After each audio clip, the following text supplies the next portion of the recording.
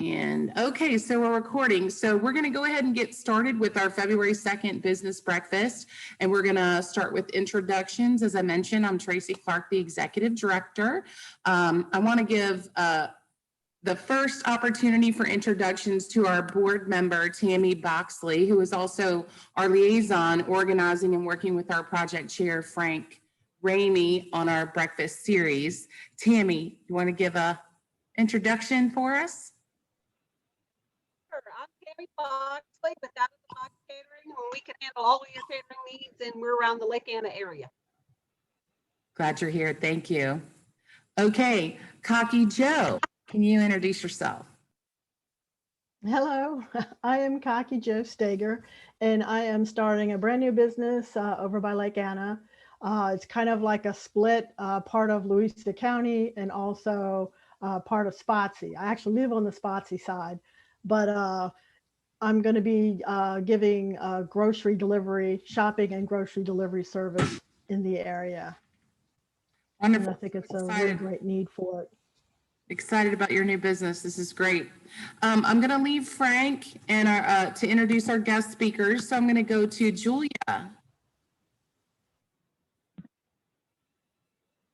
Julia, can you, yeah, you go. Good morning, everyone. My name is, can you hear me? Yes. My name is Julia Scar. I'm a civil engineer. I have my own business. The kind of things that I can help with is small site plans, and land disturbance permits, contract administration for construction projects, and anything along those lines that you would maybe need some help with a permit with the city or county to do in the immediate area. That's great. Thank you. That's it.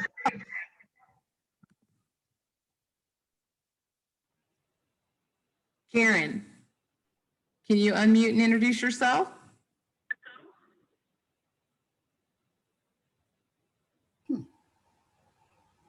Go ahead, Karen.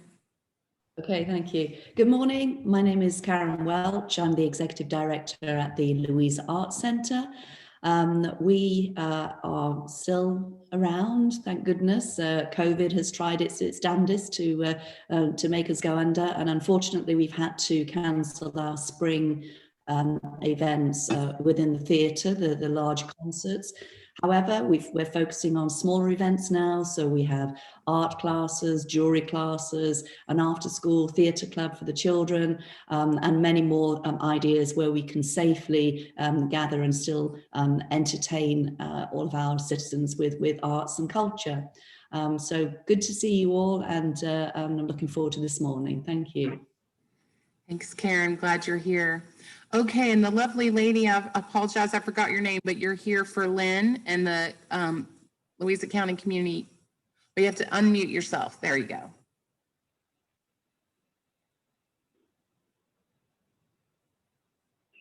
My name is Susan Ott. I'm with the Louisa Community Emergency Fund.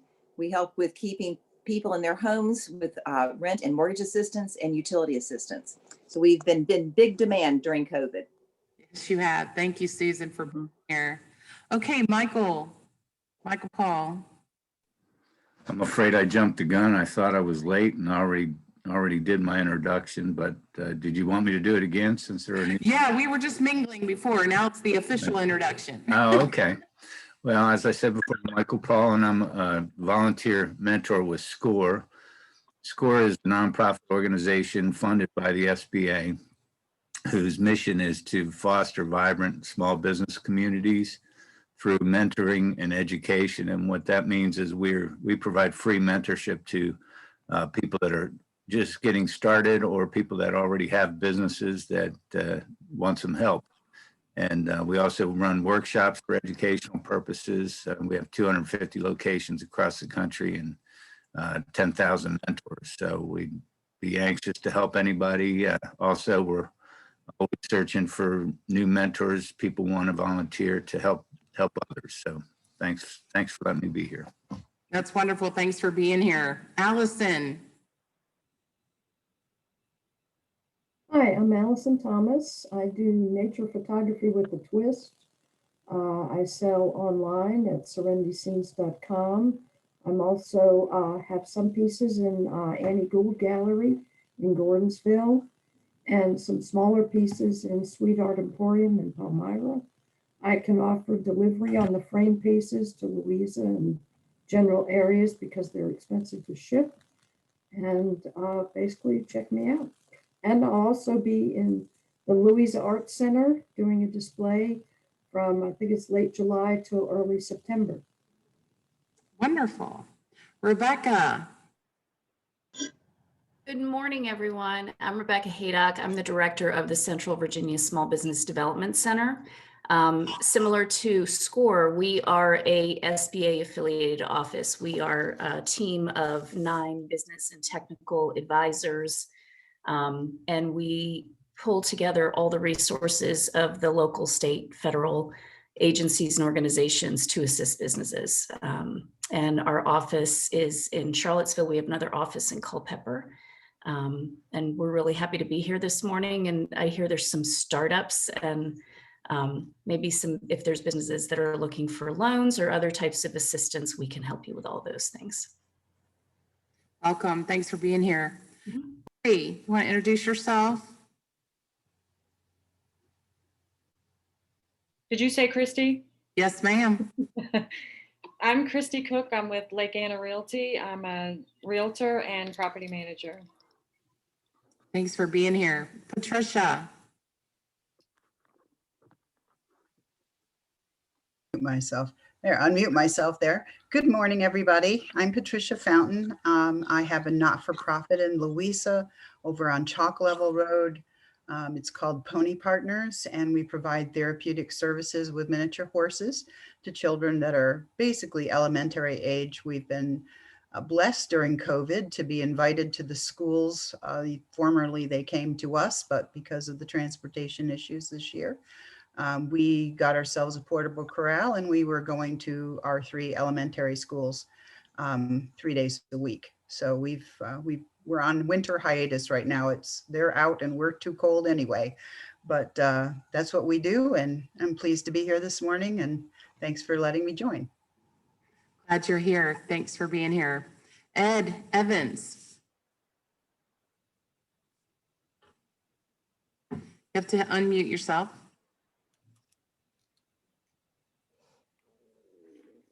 Sorry, how's that now? Great. Hi, I'm Ed Evans. I'm with Advanced Network Systems. We're a IT firm, full service IT firm based out of Charlottesville, Virginia, and we support businesses heavily throughout Central Virginia, but all over the state, providing a wide variety of IT solutions as well as managed services. Most recently, with people working remote, we've been helping companies a lot, keeping their endpoints and remote workers secure, providing a variety of solutions like 2-factor authentication. But whatever your needs are, if you have some concerns with your IT network, give us a call. We're the right technology company to be talking to. Thank you. Wonderful. Bo Bundrick. Good morning, everyone. I'm Bo Bundrick, Louisa County Public Schools, and I'm Director of Career and Technical Education, Workforce Development. I also sit on the Chamber Board as your secretary, so I'm glad to serve in that capacity.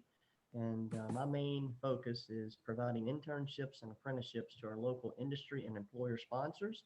So if you have that program or would like to get one started, please contact me. Thanks for being here. Kim.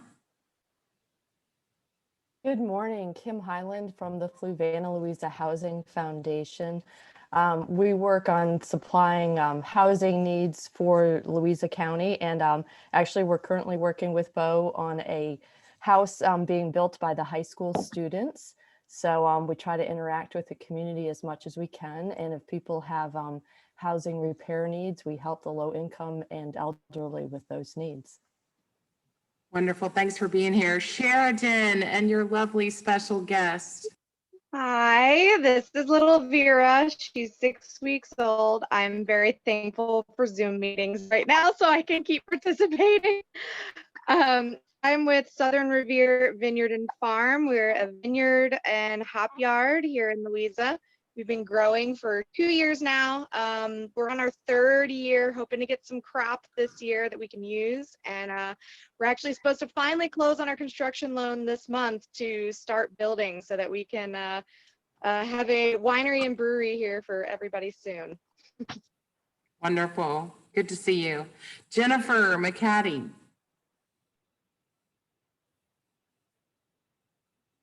Good morning. My name is Jennifer McAtee. I just moved to the area. I am a professional dog and horse trainer. I've been doing so for about 20 years. I own Heart to Heart Training, and we are getting ready to start up Heart to Heart Ranch down there, which will continue training, but also start some equine psychotherapy programs. Wonderful. And welcome to the chamber. Thank you. Bob Babiak. Bashful Bob Babiak, here to listen and learn. And thank you for having this. It gets me up and date with the faces and names. Glad you're here. Thanks for joining us, Bob. Appreciate it. For those of you that may not know, Bob is actually on our Board of Supervisors. He's actually the chair of the Board of Supervisors. So we're really excited to have him with us. Emily Winky. Yes, sir. We can't hear you, Emily. You might have to hit unmute.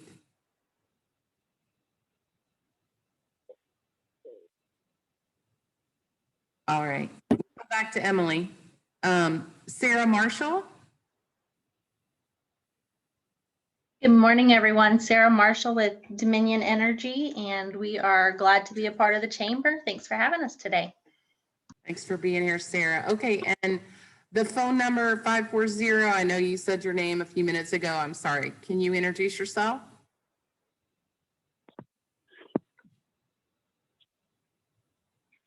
Joel Kendall.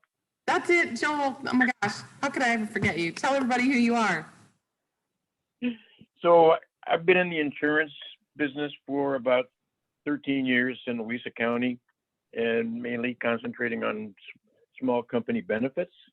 So if I can help you with health insurance, which sometimes seems insurmountable, give me a call and we'll work on it. I appreciate you having me here. I'm going back to my Marie Osmond diet. I got a pancake about the size of my thumb. Glad you're here, Joel. Before we introduce Frank, who's going to introduce our guest speakers, I also want to introduce our board chair, Marie Snyder. With Marie, you want to say hello? Did you unmute me? You're unmuted. Okay, good morning. I'm Marie Snyder. I own Lake Anna Linens, the premier linen company on Lake Anna. I provide sheets and towels and all sorts of other things to rental homes on the lake. And I'm also the chairman of the board for the Louisa County Chamber of Commerce. Great, glad you're here. So we've got just about one more minute, and I want to give a few short announcements about what's going on with the chamber, and then we're going to proceed with our panelists and special guests. So number one, what we're in the middle of right now is our spring directory. If you have not updated your information on the Info Hub portal for your membership, you need to get that taken care of this week to make sure your contact information and everything is accurate for publication. If you have not secured advertising space and you would like to do that, you need to get with me today or tomorrow so we can work that out for you. A short bit about the publication. This is 15,000 copies distributed in the spring timeframe throughout Louisa, and then also we work with Virginia Tourism, so we get distributed along 95 and 64. It's great reach and great exposure. We also have a campaign that's going to launch in March. It's called the Unplug and Play. That is actually our second grant that we've received from Virginia Tourism. This is open to any business in Louisa to participate. We'll be sending out information very soon about that, but that is definitely going to be a great campaign to not only bring people into Louisa and explore everything that's in our county and around the lake, but also help to encourage our residents and people within Louisa to learn and know everything that we have to offer here in Louisa. So we're really excited about that. And we are also right now Currently, we're accepting nominations for our board of directors. We will be adding new people, rotating some people off of the board in June. So if you have any interest in getting more involved, more visibility, some leadership opportunity, we'd love to talk to you about that. And finally, our Business Person of the Year, which is our annual recognition. We are, again, doing that event as a virtual recognition.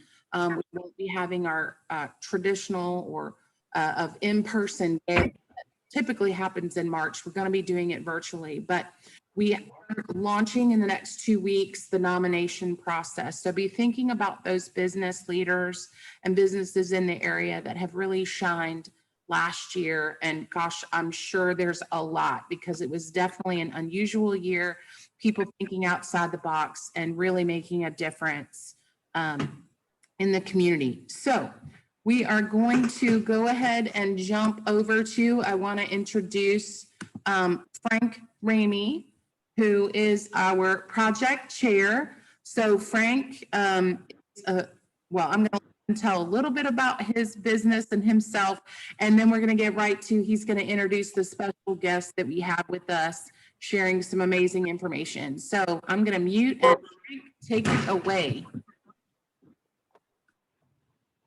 Well, good morning. I'm not a big fan of Zoom meetings. I'm really much more high touch than high tech, but I will say this.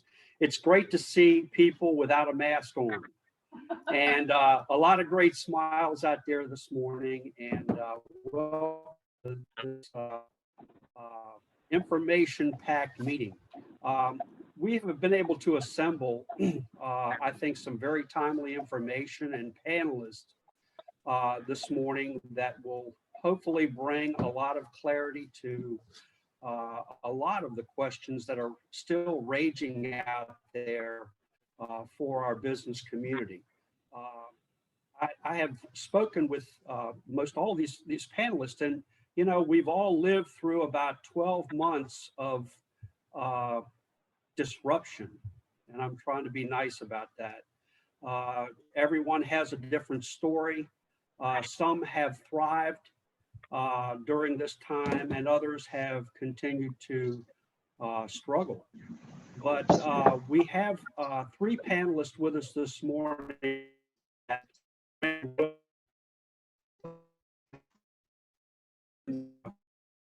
Hope is that this will be an opportunity for many of you to get some nuggets of information that can benefit you going forward for 2021. You know, I think when I thought about this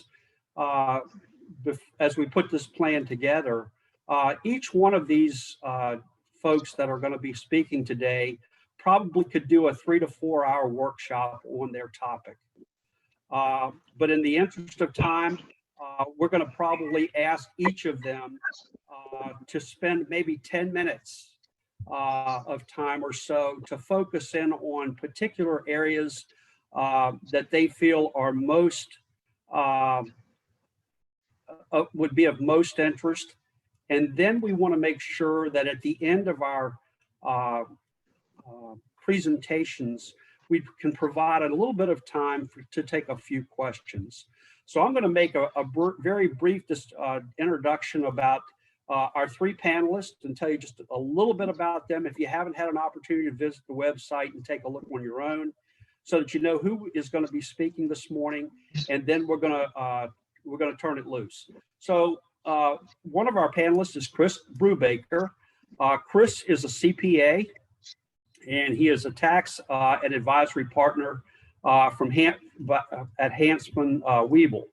And his specialties really focus on business valuation and business.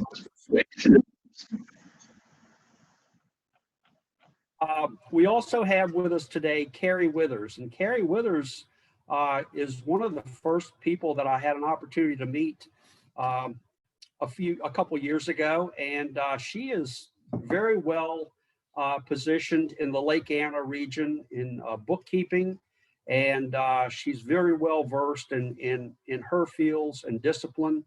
But she is going to bring a lot of information to us today, and she specializes, I think, primarily in payroll services and sales use, meal tax returns, and helps with compilation of financial statements. So Carrie brings a wealth of knowledge as well. Our third panelist this morning is, and I hope I pronounce your name right, Jania Slack.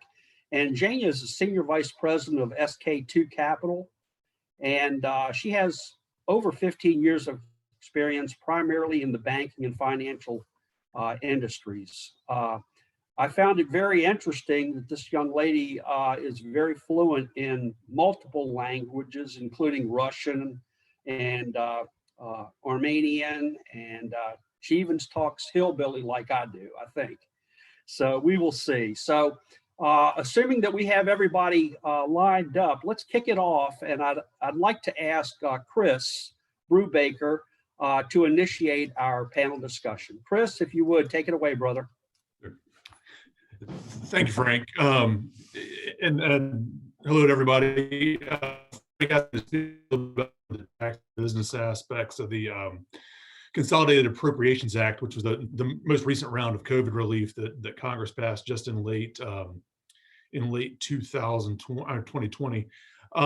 So there are a couple of things I'd like to talk about, just kind of on a high level, that we've been advising clients about here this past month or so since the act passed. One, and I'm sure everybody is familiar with the Paycheck Protection Program, the PPP, that was put in place by the CARES Act back in March and April. I think Ginny is going to speak a little bit more about that later, so I don't want to go into too much detail. But there were some pretty substantial changes to that program through the Consolidated Appropriations Act. One of which, it created a second round of PPP financing, where the original program had ended back in August. It's more targeted toward businesses that are smaller and that have suffered some economic losses from the pandemic, whereas the original PPP was really pretty broad based. And so it's something to be aware of going forward. If you have suffered a 25% decrease in any quarter in your revenue during 2020, you probably will be eligible to at least take a look at the second round of the PPP funding that could help you out. It's a little bit smaller. The loan is capped at $2 million, where it was previously capped at $10 million under the original program. But again, most of the loans that we saw, at least working with our clients, were below that level anyway. So it's a real opportunity for people to get a bridge through the current lockdowns, through the current economic problems that we're continuing to have. Another piece of the PPP changes that happened there, the law really simplified the application process for forgiveness for smaller loans on the original PPP. There's now, if your loan was less than $150,000, there's now a one-page application you can use for forgiveness. You don't have to submit any documents with that. The SBA had promised that for a long time, and so that really came into play with new legislation. So that should be a big help to people, just to be able to get forgiveness without having to go through a big long process. And then the last thing I would talk about, and this has been a big deal for us, for those of us who work in tax, the IRS came out back in June, I think, with some guidance that even though the PPP forgiveness under the CARES Act was not taxable, the IRS said, well, because of that, we're not going to let you take a deduction for the expenses that you paid for with those PPP funds. A lot of us thought that was a misreading of the law by the IRS to begin with. A lot of senators and people in Congress came out and said that it was against the intention that Congress had when they passed the law in the first place. Fortunately, we got some clarity on that with the new law. Congress explicitly said that no, those expenses are deductible. So what you have tax-free loan forgiveness plus tax deductible expenses. So there really isn't a tax impact of the PPP, at least for federal purposes. One caveat I would say is that Virginia's making some noise now about not following the IRS on that. Virginia is slow about things. It's coming, we're going to be filing tax returns pretty soon. We still don't know what Virginia is going to do. So be aware of that. I think, if we're on this call, all of us work in Virginia. So be aware that Virginia may say that either the forgiveness is taxable or that the expenses are not deductible. We just don't know yet. So that's something to watch out for as you come up to the time to file your tax returns for 2020. The other big thing that we've been talking to clients about, and this was something that again was in the CARES Act, but that honestly, I know I personally didn't pay a lot of attention to, was the employee retention credit. I really didn't pay attention to it originally because it was an either or situation. You could either benefit from the retention credit or from the PPP, but you couldn't do both. And every case I saw, the PPP was a lot better. And so we really didn't focus at all on the retention credit. Congress changed that with the new act, in that they made it essentially eligible, made an employer eligible to do both programs. You still can't double up on your wages, so you can't use wages that you're getting forgiveness for under the PPP program to get the employee retention credit. But except for that, you can use both. And so we're looking at that now more for clients, being able to maybe go back and apply for the credit that they didn't apply for in 2020. The other change was that the program was, the ERC was supposed to end as of December 31st, 2020. The new law extends that through June of 2021. And so there's a credit going forward that's available as well. And actually that credit is better. I'm not sure if you've looked at much at the employee retention credit. The way it works, you have to have had a reduction of, under the original law, so in 2020, your revenue had to be 50% or less of a quarter in the prior year. Going forward, that's made 80%, so that it should be available to a lot more people.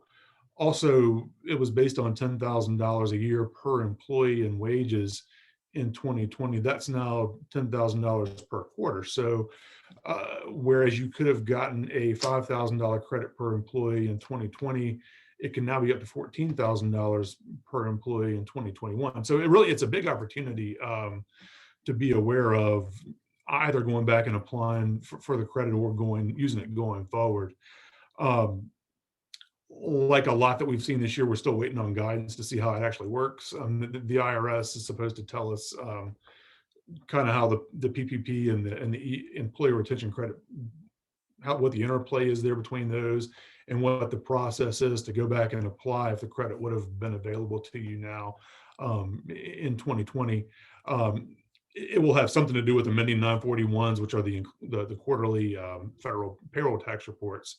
We just don't know exactly what the guidance is on that yet. So again, something to be aware of, probably not anything to do immediately for that, but know that it's there, know that it will help a lot of businesses where it really probably didn't so much before. And I guess the last thing I would say on that is,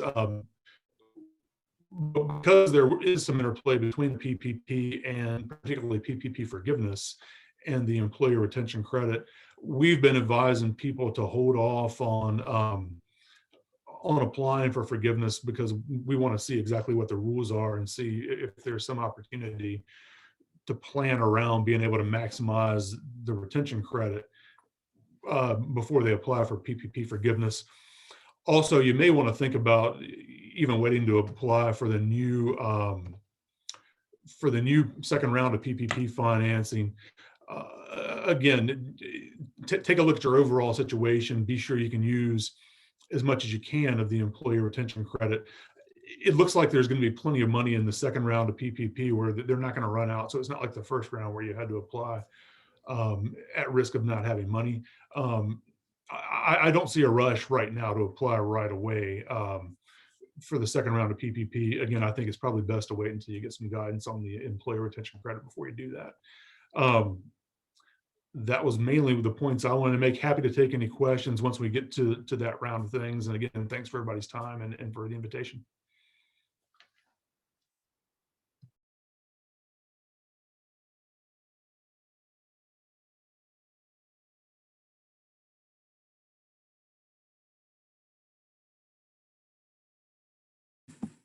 Frank, you need to unmute yourself to introduce the next speaker, please.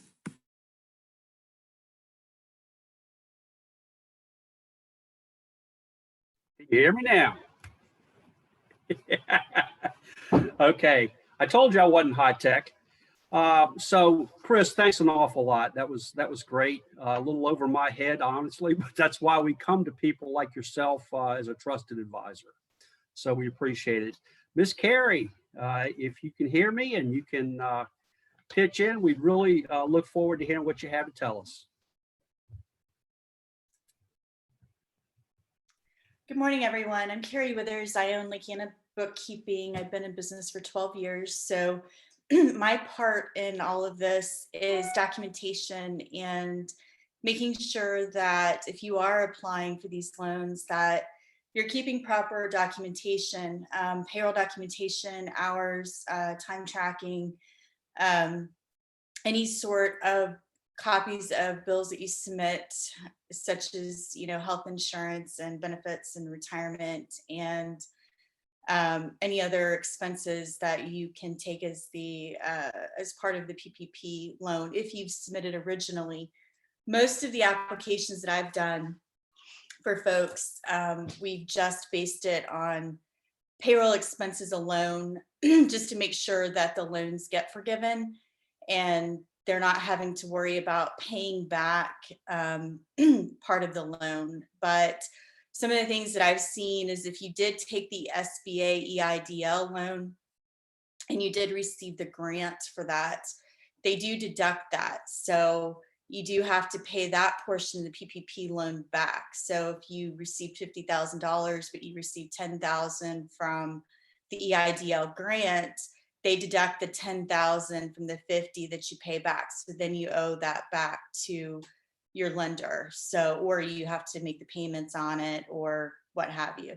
So it's really important that you're keeping all of your documentation, and you need to keep that for 4 years because that's what the recommendation is from your lenders and whoever else that you're going through. There's all sorts of lenders you can go through. You don't have to go through a traditional lender. You can go through PayPal has options. There's a lot of third-party non-traditional banks that are doing these loans as well, and some are easier than others. I have applied for these loans for multiple clients through many different banks and third-party lenders. So for people who couldn't get into their portal for their bank for whatever reason, the first round, we went to alternative lenders. So those are always options. The hardest ones that have been the most challenging so far are our Schedule C filers, because a lot of them did not have their tax returns done in enough time to apply for the first round of funding last year because they filed extensions. So then they had to do a projected Schedule C to be able to submit for the loan. And they did get funding. However, they did have to end up submitting the final Schedule C. And it gets a little confusing on the forgiveness piece of that when you're going through everything because of the way they word the question. So we have had some calls out to the SBA just to make sure that they're doing everything and they're in compliance.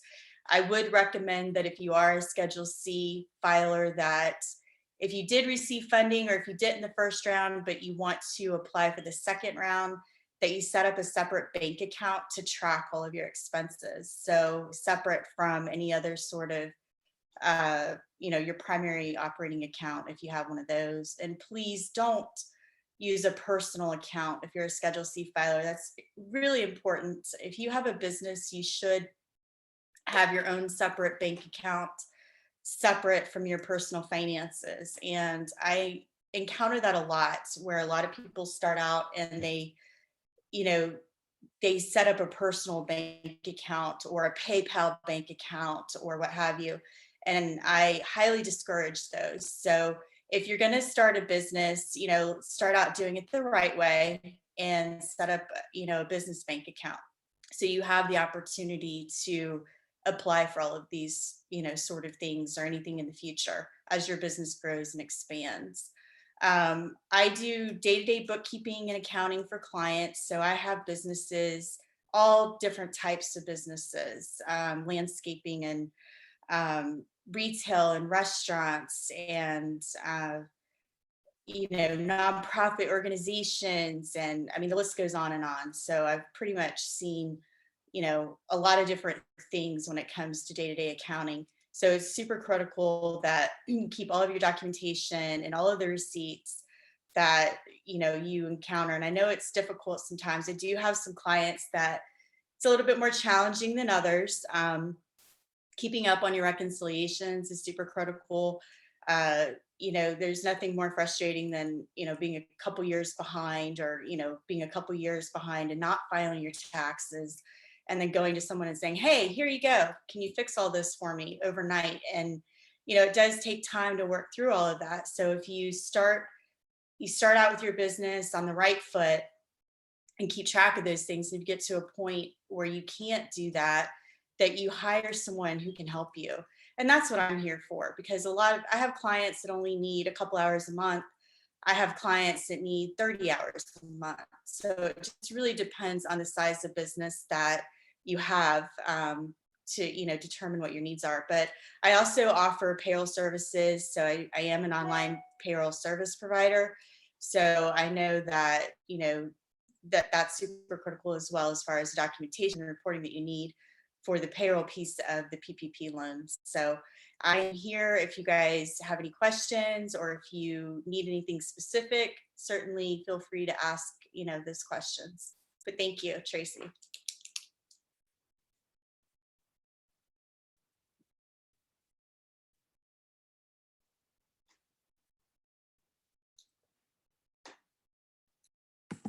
Unmute, Frank.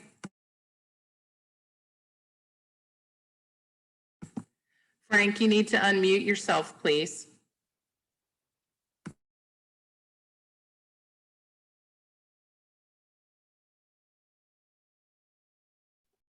Okay, are we good? Okay, great. Hey, Carrie, thank you very much. We really appreciate your participation. And as we go through here, my hope is that all of us that are participants that need these services will reach out to our panelists. These people are experts in their fields of discipline, and why leave it to chance? I mean, with all of the changes, we need to depend on people that really are keeping up with all of this, because it's a moving project. So the last thing you want to do is get caught up with IRS problems, I guarantee it. So last but not least, we have Zhenya Slack, and hopefully, Zhenya, you can add to and complement the dialogue we've already heard, and bring some new information. So it's all yours.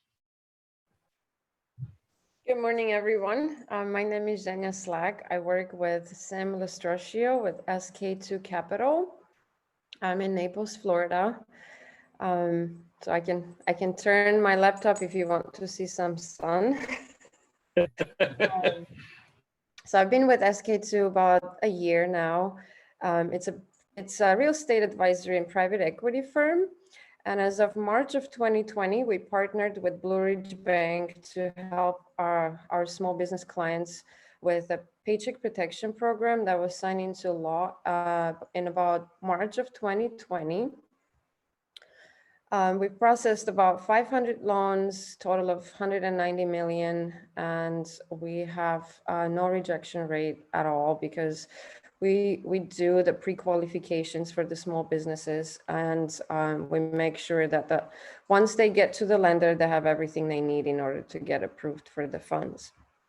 And on December 27th of 2020, the second round of PPP loans were signed into law, and now they are active and lenders are accepting applications.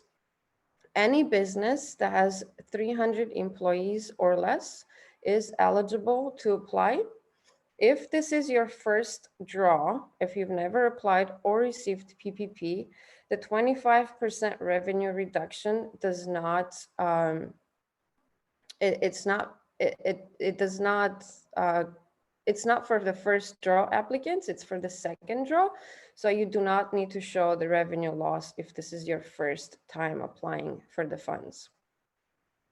So what is different with us is that everything comes through me. I check the application and the paperwork. Clients get to call me and ask questions. There are no portals. You don't get stuck in a portal or have questions with the documentations. I process everything on my end and send it to the lender. It's a quick turnaround, about 48 to 72 hours for you to get an approval, and about 5 to 7 days for you to get the funds. I did want to point out what Carrie Withers said about independent contractors and sole proprietors. We make it very easy for them to apply. They don't have to have a Schedule C. We can take the 1099s for now and use the 1099s if they don't have the tax filings. So that's one thing that's different with us. I know many lenders require bank statements and Schedule Cs, and we do not. If you don't have a Schedule C, you can use the 1099 to apply and receive the funds. That's all I have. If you have any questions, I'm happy to answer.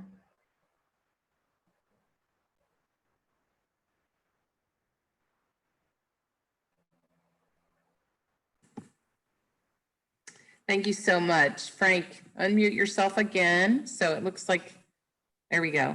Go ahead, Frank. I think I'm okay. Go ahead. Basically, this, like I said, is so overwhelming for most of us. So please reach out. Xenia, thank you very much for your participation. I know Sam is on as well, and there's a wealth of knowledge here from these participants. So please consider reaching out and taking advantage of everything that's available to us. Tracy, I'm sure that you're probably monitoring some questions as we've gone along. Yes. And if you'd be so kind to address those, I'd appreciate it. And for my part in this, I would just say thank you all very, very much for helping us out and being a part of this program. Thank you to the participants, and wish all of you well. Stay safe, and God bless you all. Thank you so much, Frank. Thank you to all of our presenters. I do want to take just a quick second. Rebecca Haydock, who's with us with the SBA, I know she sent me a quick email right before this that there's some updates that they just had. Rebecca, do you want to chime in and add some of that for the benefit of the group? Yeah, I wanted to let you all know this morning, we get news from the SBA as it comes out on any new stimulus information, and there are some new changes to the loan programs. So I won't go into a great deal of detail, and I'm happy to talk to any of you offline. And our office number I'll put in the chat box, but the SBA has temporarily waived some of the fees that are associated with a number of their signature loans, like the 7A loans, the 504 loans. The SBA Express loan amount has been increased from $500,000 to $1 million. These are all things that are designed to help small businesses access money more easily.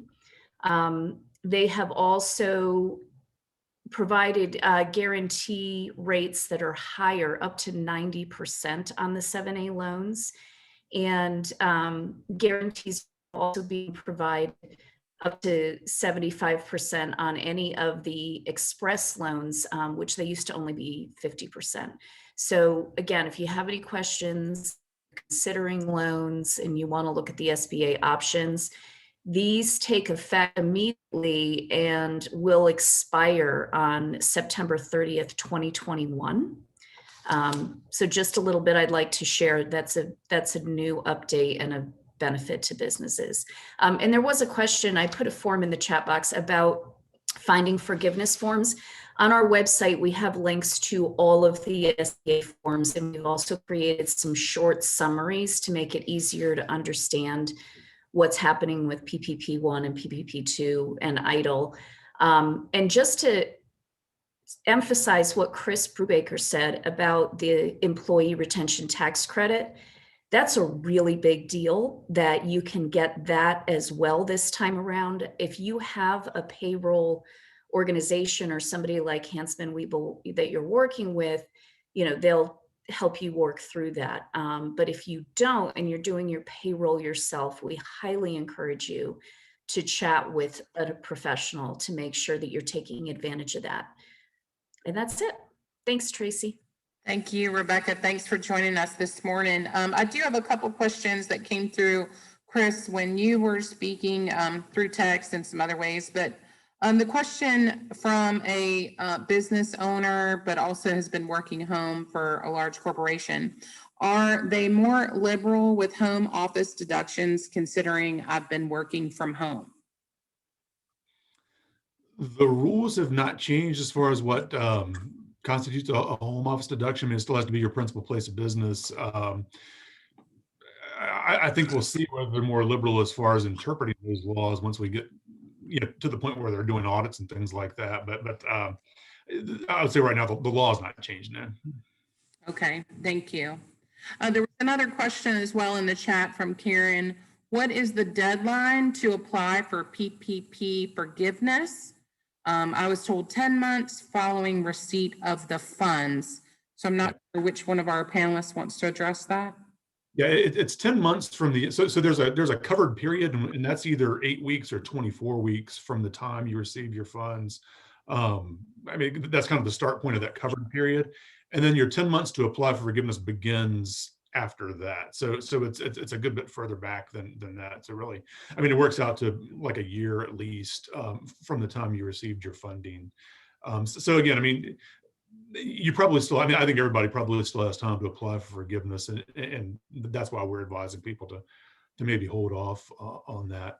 And one thought I had actually, I'm sorry, while Carrie was speaking, I mean, Carrie, you're exactly right that most of the best advice was to use payroll expenses for your forgiveness in total, if you could, at least before they change the rules on us, right? And so then now that might be something to think about differently with the ERC being available. And again, it's just kind of something you ought to take a look at before you do forgiveness. Thank you. Karen, did that answer everything for you? Thumbs up, yes? We had another question from Allison. What sort of things are forgivable under PPP? Sam or Carrie or Kristen? I can answer that. Yeah, great, thank you. So in order for the PPP to be forgiven, at least 40% of the proceeds must be used towards payroll. You can use more, but you cannot use less than 60%. The other 40% can be used towards business utilities, insurance, workers' comp, mortgage, rent payments, but 60% must be used towards payroll. If I could also add, what's new this time around is you can also add in things like PPE that you had to put in your business. So some capital improvements will also be included in the forgiveness. I think I've covered most of the questions in chat. There was another question about where can I find the one-page form to apply for PPP. I want to point out, if you haven't looked in the chat, Hansman Weeble, Jennifer, thank you, Jennifer Lehman, she posted a few links that can guide you to resources and articles on these topics, as well as Rebecca has provided a link as well as a phone number that you can get in touch for questions. Carrie, if you want to go ahead and put your information in there in case anybody would like to get in touch with you. I would like to share as well, all of these folks, you can find contact information on louisachamber.org. They're chamber members, they're partners, and assist us to help a lot of our businesses. So you can check that out. Let's see. Another question that just came through is any portion of an EIDL loan forgivable? Anyone want to address that? Is there any forgivable portion of an EIDL loan? Chris, Rebecca, Xenia, Carrie? Sure, I can answer that. So there are two versions of EIDL. One is EIDL Advance. That is a grant, but I don't believe SBA is taking any more applications. That program has been closed. The EIDL loan, that is not forgivable. That is a loan that requires payments. But the EIDL Advance, if and when that becomes available again, that portion is forgivable and it's a grant. Okay, great. Now, if anyone else has a question, you can simply unmute yourself to ask your question. Frank, I know you're posting a question in here, but I'm not sure what you're looking for. So go ahead and ask your question.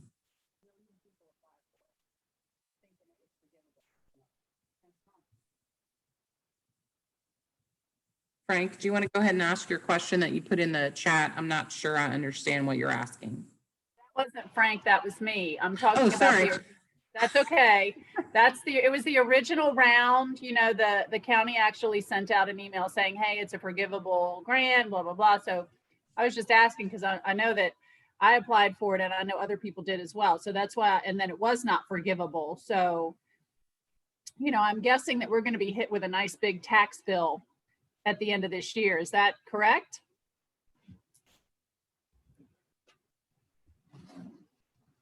I guess that's a question for Carrie or Zenya or anybody. Anyone want to address the EIDL loan forgiveness or that Are topic? you talking about the grant piece? Oh, and I'm glad you're my bookkeeper because we can of course talk about this later, but you know, the original, it wasn't PPP. It was the EIDL loan, the SBA EIDL loan. And, you know, taking that, you know, where you got $1,000 per employee first, and then you got, the offer came from them and then you accepted it or didn't.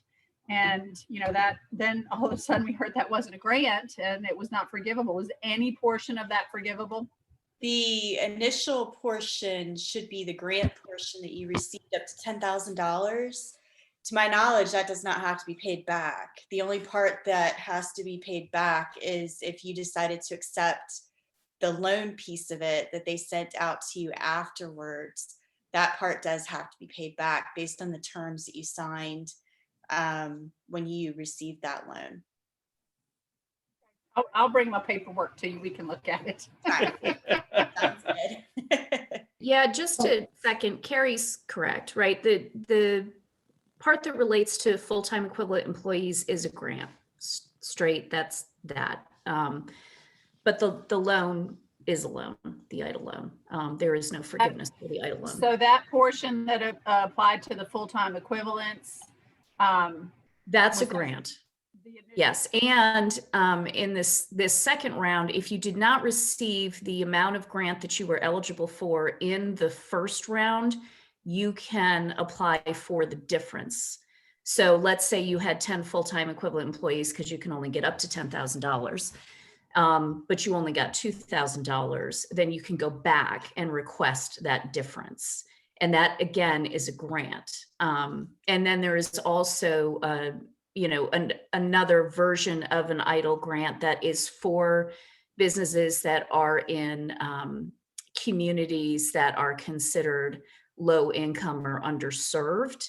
That is a different EIDL. So I don't know if anybody here might apply, but again, you know, we can go into detail on all of these if you want to talk about your specific business or specific instance. I don't want to take up a lot of time getting into the weeds on the second stimulus package. So hopefully that helps. Do we have any other questions? We have two callers, Joel, and then we have another caller. I'm going to unmute your lines to see if you have any questions. I'm not sure if I can get you unmuted on the phone or not. So I apologize. Is there anyone else on the Zoom that has a question? Oh, we just got one from Karen.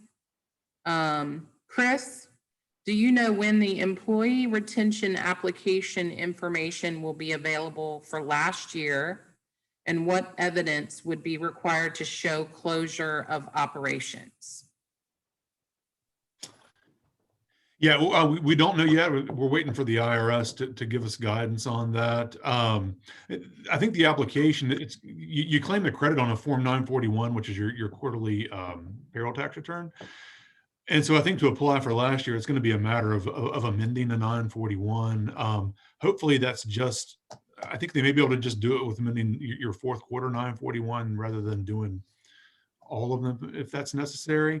But we're still waiting on guidance for that. And then as far as, like, I don't think you need to show that you were closed. You just need to show a reduction in revenue. I'm not sure what that looks like either, but hopefully that'll be forthcoming at some point.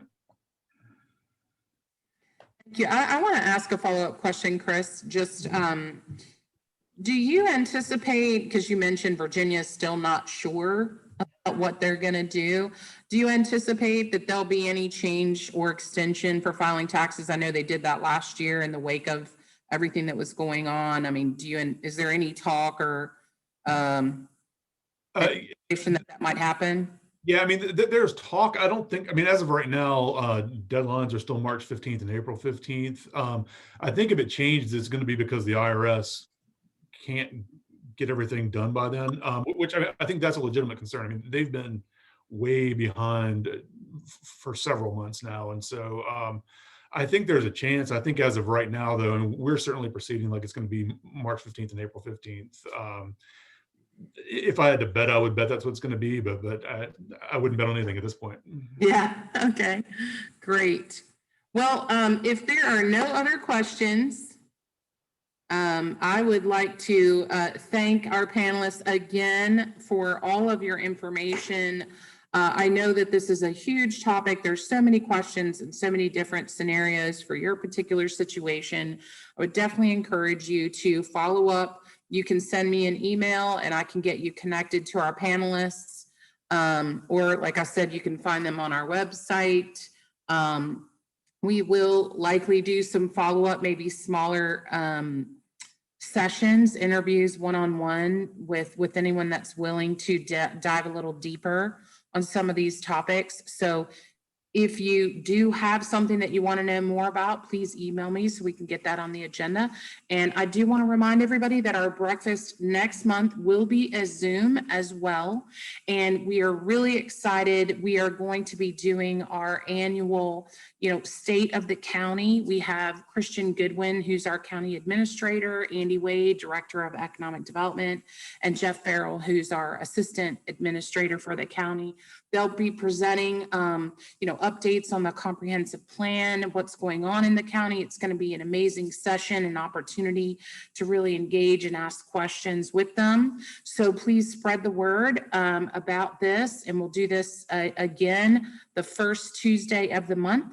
And last but not least, I want to remind everyone, especially new members, that we will have an orientation next Tuesday. It's the second Tuesday of every month between 8:30 and 9. It's just a 30-minute Zoom session like this.